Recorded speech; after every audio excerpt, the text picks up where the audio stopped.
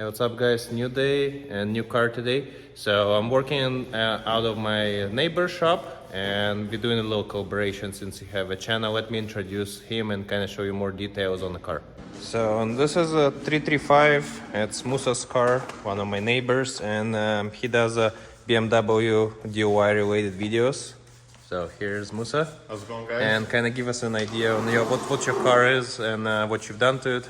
Okay, so it's an 08 335. I have manual swapped it, if you see in the interior. It's a manual. It's got stage 2 upgraded turbos. Yeah, you can show us. Right now it makes around, it's running an off-the-shelf tune just because I recently relocated to California, so I'm working with 91 octane, unfortunately. But yeah, it's making probably 400 and something wheel.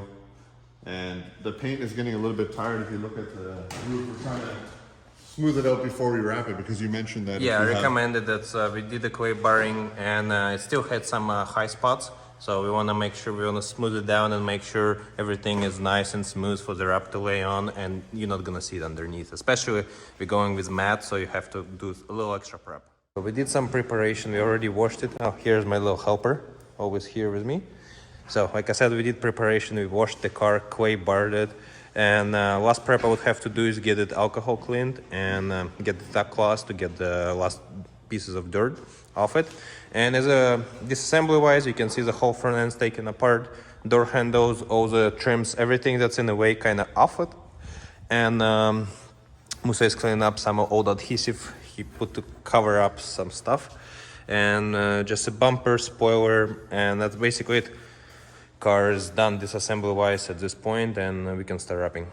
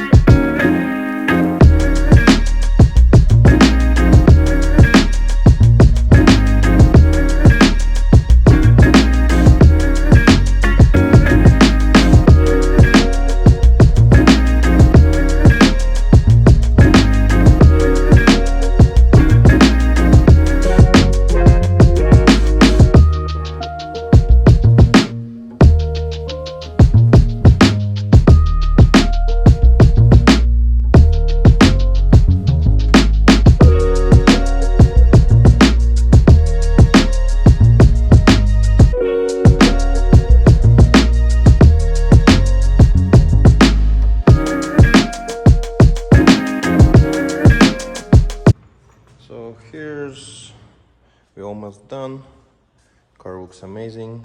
Just did the rear bumper yesterday, all one piece, but it's pretty straightforward bumper to do. But on the other side we have this bumper where it's not as much fun, and it was in a bad condition, so I had to sand it down smooth with 600. And now you don't feel any harsh transitions, which means wrap is not gonna show any of these imperfections under it. And this bumper I would have to do inlay right here, and I'm gonna do another inlay right there, and then the main piece, and there will be another inlay right here going up to here, and then this main piece gonna overlay down in there. So this seam you will never see. And that piece, when I trim it, it just falls down in here. So it's gonna be nice. Main areas where I'm a little worried is this triangular section right there. But I'm gonna give it a test piece to try and see how it works. And other section is this, where I would need another inlay, because such a sharp edge and angle right there. If I don't and try to stretch it down, it's always gonna be a failure point where it's gonna wanna pull back and create lifting right there. So let me start doing the inlays and I'll show you how it looks after. So here's an example of how inlays look like. So this is, we're using gloss black to offset the main color, and the way I did the cuts right there, so they go from horizontal to vertical, and when the main piece lays over, it's gonna be right in the edge right there, and it's gonna overlap the black, so no original color showing, in this case sanded down bumper. This is the other section where I laid it down, sharp edge right there, and when we do the main piece it's gonna get trimmed up right here and like right there, and it's just gonna lay in under its own weight down there, so no tension and no failure at all. Same idea goes here, because the vinyl is gonna just, like, I use knifeless tape to make a straight line right there, and when it comes down I trim it right here, and vinyl just folds in on its own, so again, nice and no tension. Similar stuff here on this side. And this little guys, we decided to do them in gloss black as well, like a little teeth shape. So because this is such a sharp edge, it's gonna lift up regardless of what you do, even like glue, adhesive promoters, whatever.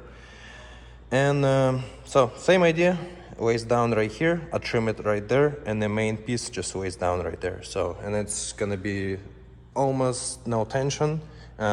Of course, it will be tension where it's needed, but in those crucial spots, it will be nice and safe and won't be any lifting down the road.